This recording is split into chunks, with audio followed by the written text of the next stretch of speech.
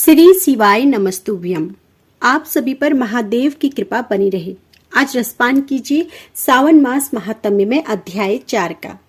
ब्रह्मा और विष्णु ने पूछा, हे प्रभु, सृष्टि आदि 5 कृत्यों के लक्षण क्या हैं? यह हम दोनों को बताइए।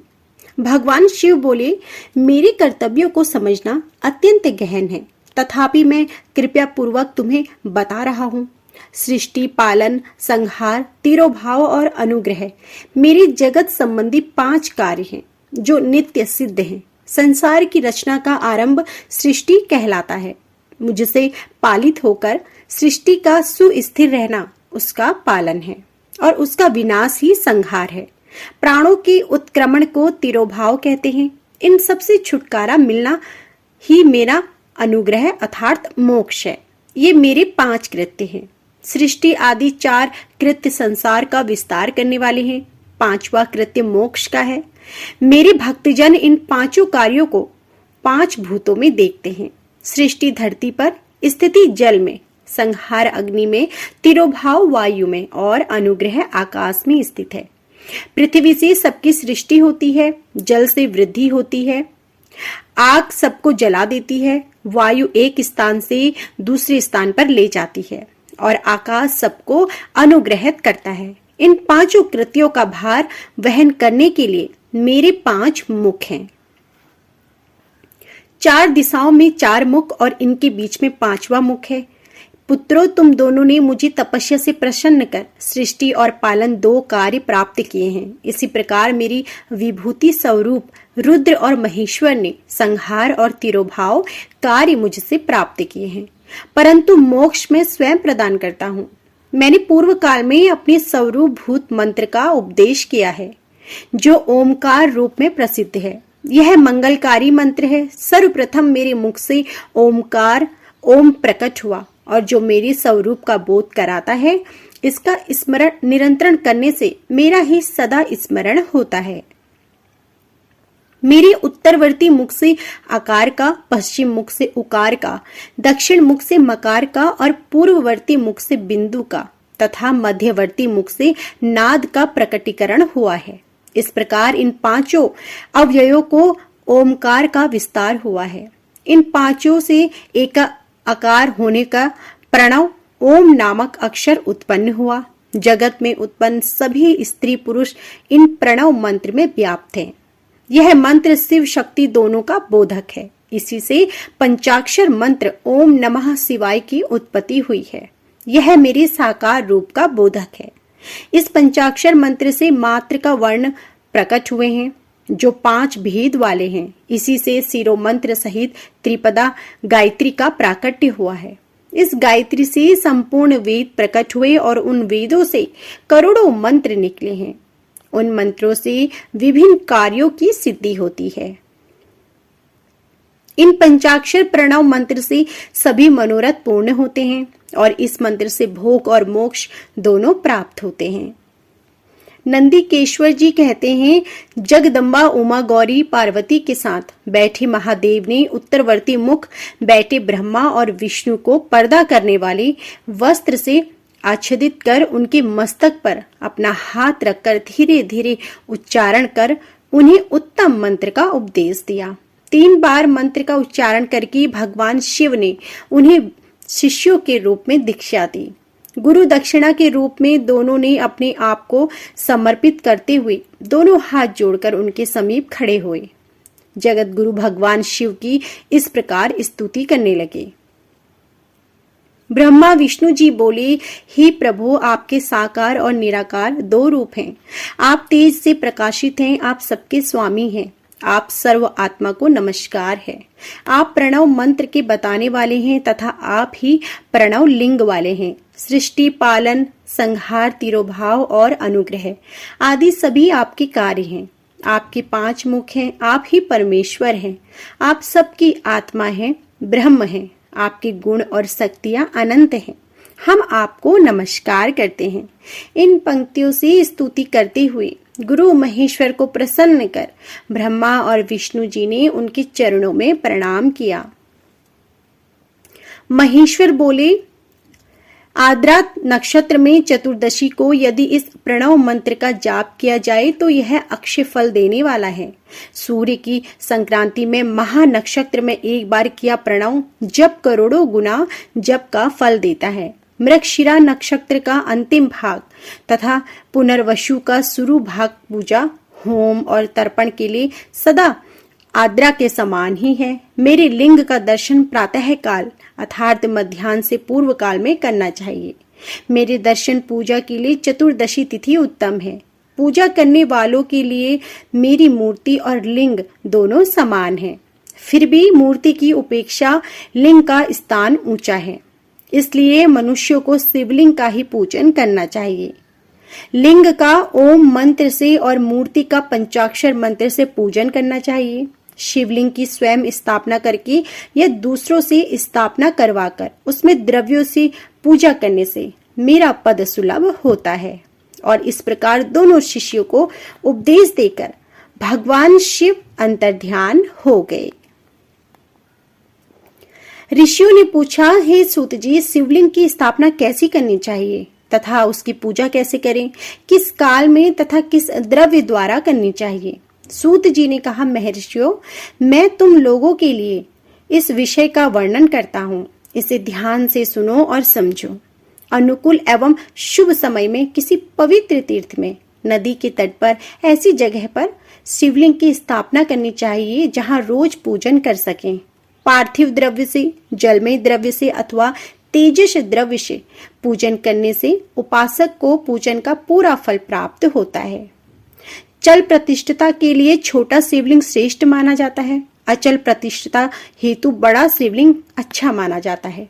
शिवलिंग की पीठ सहित स्थापना करनी चाहिए। शिवलिंग की पीठ गोल, चौकोर, त्रिकोण अथवा खाट के पाए की भांति ऊपर नीचे मोटा और बीच में पतला होना चाहिए। ऐसा लिंग पीठ महान फल देने वाला होता है। पहले मिट्टी अथवा लोहे से शिवलिंग का निर्माण करना चाहिए। जिस द्रव्य से लिंग का निर्माण हो उसी से उसका पीठ बनाना चाहिए। यही अचल प्रतिष्ठा वाले शिवलिंग की विशेषता है।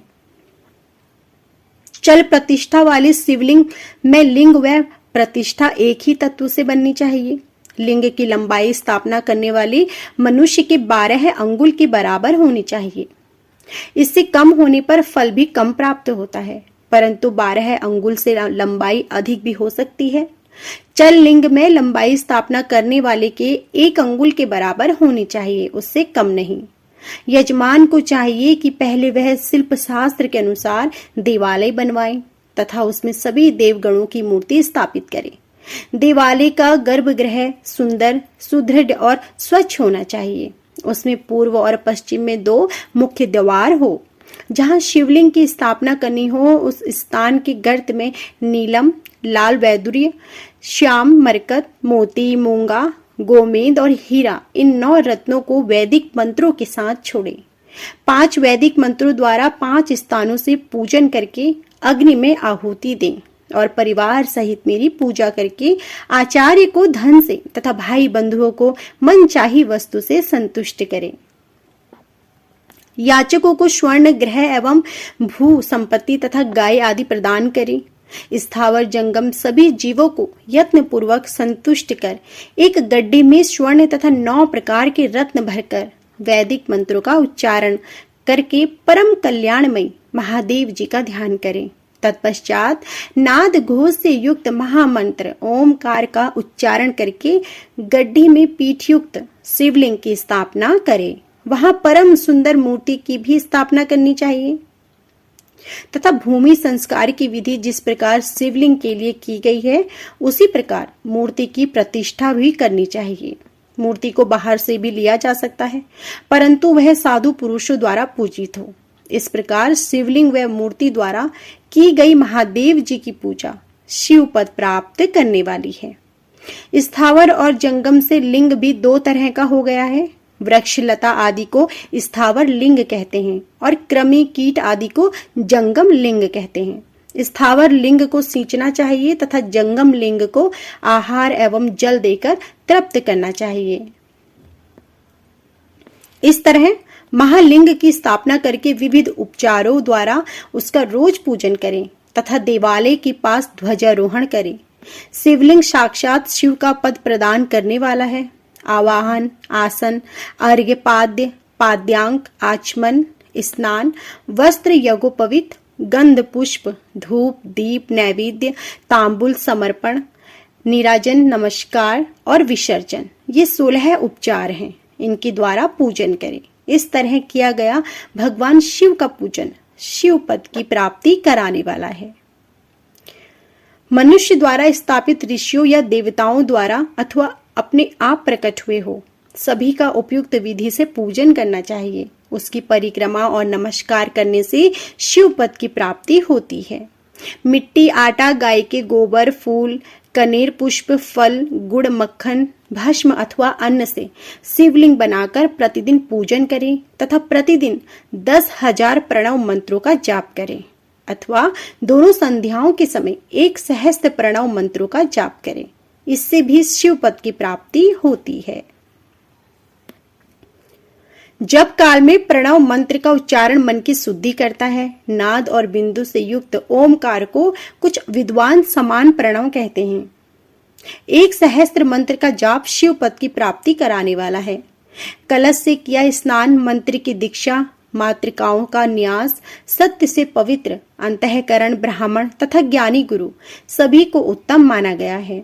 1, 2, 3 अथवा 4 करोड़ जाप करके मनुष्य क्रमशः ब्रह्म, विष्णु, रुद्र तथा महेश्वर का पद प्राप्त कर लेता है। यदि 1000 दिनों तक प्रतिदिन 1 सहस्त्र जाप पंचाक्षर मंत्रों का किया जाए और प्रतिदिन ब्राह्मण को भोजन कराया जाए तो इससे अभीष्ट कार्य की सिद्धि होती है। ब्राह्मण को प्रतिदिन प्रातः काल 1008 बार गायत्री मंत्र का जाप करना चाहिए, क्योंकि गायत्री मंत्र शिव पद की प्राप्ति कराता है। वेद मंत्रों और वैदिक सूक्तियों का भी नियम से जाप करें। इस प्रकार यथाशक्ति जाप करने वाला मनुष्य मोक्ष को प्राप्त करता है। अपनी पसंद से कोई एक मंत्र अपनाकर प्रतिदिन उसका जाप करें अथवा ओम का नित्य 1 सहस्त्र जाप करें। ऐसा करने से संपूर्ण मनोरथों की सिद्धि होती है। जो मनुष्य भगवान शिव के लिए फुलवाड़ी या बगीचे लगाता है तथा शिव मंदिर में झाड़ने बुहारने का सेवा का कार्य करता है, ऐसे शिव भक्त को पुण्य कर्म की प्राप्ति होती है।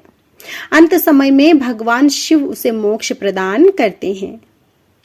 इसलिए आमरण भगवान शिव के क्षेत्र में निवास करना चाहिए। उस क्षेत्र में स्थित बावड़ी, तालाब, कुआं और पोखर को शिवलिंग समझकर वहां स्नान, दान और जाप करके मनुष्य भगवान शिव संबंधी का दाह समझकर भगवान शिव को प्राप्त कर लेता है। जो भगवान शिव के क्षेत्र में अपने किसी मृत संबंधी का दाहशा, मासिक श्राद्ध तथा श्वासिक या वार्षिक श्राद्ध करता है अथवा अपने पितरों को पिंड देता है, वह तत्काल सभी पापों से मुक्त हो जाता है। निष्काम भाव से किया गया कार्य अभीष्ट फल देने वाला एवं शिव पद प्रदान करने वाला है। प्रातः काल रोजाना दैनिक शास्त्र कर्म, मध्याह्न शकाम कर्म तथा सायंकाल शांति कर्म के लिए पूजन करना चाहिए। इसी प्रकार रात्रि में 4 पहर होते हैं, उनमें से बीच के 2 पहर निशित काल कहलाते हैं। इसी काल में पूजा करनी चाहिए। कलयुग में कर्म द्वारा ही फल की सिद्धि होगी। इस प्रकार विधि पूर्वक समय अनुसार भगवान शिव का पूजन करने वाले मनुष्य को अपने कर्मों का पूरा फल मिलता है। ऋषियों ने कहा, सूत जी, ऐसे पुण्य क्षेत्र कौन कौन से हैं जिनका आश्रय लेकर सभी स्त्री पुरुष शिव पद को प्राप्त कर लें? कृपया करके हमें वह सभी बताइए। तो यह थी हमारी आज की संपूर्ण अध्याय। आशा करती हूँ कि आपको हमारी यह वीडियो पसंद आई होगी। यदि वीडियो आपको पसंद आई हो तो वीडियो को लाइक करना ना भूलें।